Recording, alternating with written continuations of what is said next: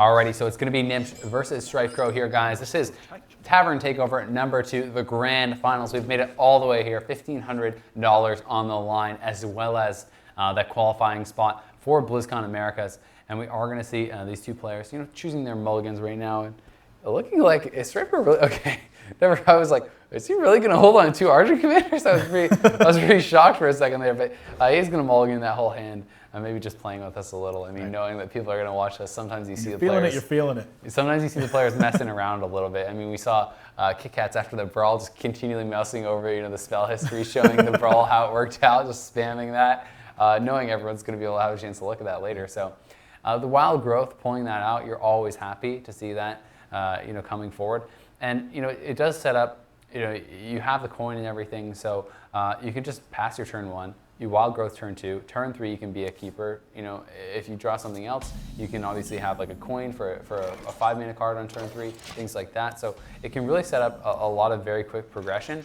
Or, talking of progression, you can save that coin for the Cairn. And you can have a turn 4 Cairn with the wild growth. So he's going to do the pass wild growth. Turn 4 Cairn is devastating. Yeah, so Cairn in this matchup, it's a good card, but Sap is a great answer to it. So when you're coming into this, standard to any sort of matchup versus Miracle Rogue, you want to establish an early board position and you want to start to threaten their life total. So if you can force them to use all of these spells before they're able to dig to an auctioneer, it really cuts into their potential to utilize that. So 2 Eviscerates in hand, though, those are efficient answers to minions, but these are the kind of things he wants to be forcing him to doing. Harvest Golem. Wow, so he instantaneously starts off with a tough decision now. Does he want to coin this Harvest Golem, or does he want to stick to his guns and go with his Wild Growth? I just feel like getting the turn 2 Wild Growth out is going to develop your board so much more, moving forward. Yeah, it's really nice to get the Harvest Golem out now, but I think the Wild Growth is the right choice. It allows you, if they are to drop some sort of early minion, you can kind of deal with it usually pretty well with a Keeper. You obviously could play it next turn, but you could do something like, you can do Keeper into Coin Cairn, into, playing the Harvest Golem, plus something else as well. You could coin out a Druid of the Claw right now if you want to go charge and start doing some damage on the face. There's a lot of options here, and the Wild Growth has kind of really opened up a lot. Yeah, so there's 2 things he wants to think about. He's going to do the coin call, I think. The first one, of course, this is the one that's most obvious to me, is he wants to get this Druid of the Claw down. And so when he plays it in taunt mode, what he wants to force his opponent to have something like a backstab in addition to an eviscerate, or he wants to force his opponent to take some damage from a card. Oh, wow. So he's going to... Okay, so there it is. So he sacrifices 4 points of damage here, but he's focusing on the fact that he needs to burn spells from his opponent, again, to sort of lessen the impact from Auctioneer, should it arrive, or force his opponent to take some damage from it. So I like to play from there. You can make an argument for charging as well. I'm okay with that, but what it looks like he's looking to do here is, again, what we were talking about, is just apply consistent pressure. The other thing that this Druid of the Claw does is it alleviates some of his pressure from his weaker minions like Harvest Golem and Keeper. So he wants the Keeper to stick around for a potential Big Bang Cleave turn. This Azure Drake is a pretty good draw, and speak of the devil. Cleave, man. So the pressure is immediately coming out onto StrifeCro. Again, his draw is heavy, but it's not bad, but it's also not good. Yeah, it's kind of middle of the road. Right. So we'll see how he's going to do it. I don't think he's going to use Dagger Charge with the Deadly Poison in hand. So we're just going to end the turn. And now, Force Nature coming out, that's not bad. But the thing is, he can play the Cairn, and then if the Van Cleave comes out, we have to remember, he has Keeper. Oh, no. I was just going to say he has Keeper for Silence. Wow. I think he's got to do this, though. Like, he can't afford to use the Force Nature. You're going to need that for Savage War combos. And this does develop his board a little bit. So yeah, it's just so sad knowing the Van Cleave is going to come out, man.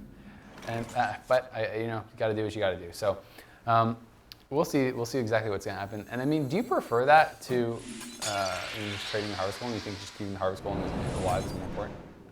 I think it is. Okay. And again, one of the reasons why is because he's got to be applying pressure at some point. So he can afford to be reactive in some circumstances, but he can't afford to be too reactive. So if he hangs onto this Keeper, it's just like he loses a lot of damage to his opponent's face. And credit here to Gnimsh, not making it bigger than 6/6. That's a perfect size. It's not vulnerable to Big Game Hunter anymore. So now rolling over to StrifeCro's turn, this is... Do you feel it has to be the Force of Nature to clear? There's not really another good option. You could obviously just do card draw with Ancient Allure and just be like, okay, well, we'll deal with this later. But do you feel the pressure, knowing how massive these combos can be? We do know Navis is gone. We know, so that's something. We know deadly poison has been used, and there's some things to keep in mind like that. But do you just feel that the pressure's already on, even though you're at 20 HP, to get rid of this quick? Yeah, I think it is, and I think the major consideration right now is that there's a poison on the stagger. So when this Harvest Golem dies and it's at 1 health, if he wants to kill this Harvest Golem, it's overkilling it. Do you think? Oh, I was going to say, do you think Argent Commander plus that, and Yeah. that's what he's going to go for? I like it. You can't afford to take 6 damage, I don't think, because again, Miracle Rogue's trying to establish a low critical mass point. If you let 6 damage through, that's 1 less Shadow Step he's got to have potentially for a Leroy spot. Yeah. Question was just whether he would use Force of Nature, Right? Or kind of trade the Golem charge plus the shield, and he is going to go with that. Now, having the Fan of Knives available, obviously the Blade Flurry available as well. What kind of an answer here are you anticipating? Do you think that he wants to actually clear out both? Do you think that, he could obviously attack the face, do Fan of Knives, hope to draw something else. He could just Blade Flurry this and go from there. But there's not like the perfect answer. Obviously, ideal is having a backstab for the commander. But I think he's thinking about Fan of Knives, and he can have a nice answer. I like fanning here. Well, get the backstab. It's kind of unlucky to draw the backstab now, but I like fanning here not only because he's got a second copy of Fan of Knives, but he's also got a copy of Shiv left, and there's also SI7 Agent in his deck. He wants to try to avoid paying 4 health to kill this minion, but he doesn't want to use a card either. So at this point, he's going to weigh how important this Blade Flurry is versus how important his own life total is. So StrifeCro's had this slow start, but he's got a lot of cards in his hand, and now you're going to see these power turns from Druid. Gnimsh doesn't have an Auctioneer yet, so he's got to figure out a way to buy time. So this play's actually, it's a little surprising. Wow, that's very surprising. I find that extremely surprising, actually. So, yeah. Sure, yeah, he's maybe saying, I can pay the total next turn with the 1 damage dagger, or maybe I can do my other Fan of Knives or something like that. But, that seems a bit odd. That's accepting that you're going to take 8 damage, to maybe save the extra 2 damage from the deadly poison to put it into the face. So that's kind of valuing 2 damage to the Druid over saving 4 damage to yourself. Yeah, I'm not entirely sure why he did it. He may be trying to give the impression that he's already found the pieces he needs, so maybe he can force StrifeCro into being a little bit more defensive. But knowing the player that StrifeCro is, he's gonna utilize his mana effectively and put himself in a position to be able to just win these games. Look at this setup now. And we have Cenarius that could come out next turn. He could obviously heal himself back up to 30 if he's feeling in any danger. With the Ancient, there's a lot that he can do here. Whereas you're looking on the other side, still no Auctioneer, still no Leroy. Not really any of the pieces for him to do anything. Yeah, you can Blade Flurry now, but it's not exactly ideal. You can Eviscerate. There's some options, but is he just going to end the turn? I think he has to deal with this. Okay, so he's going to Blade Flurry it out, but kind of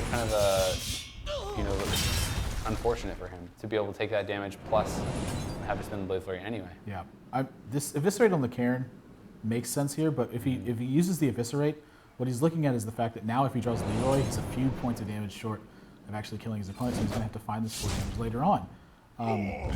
So it's okay to kill it because, again, you have this backstab. He's hunting more for Auctioneer than he is hunting for Leroy, I feel like, at this point.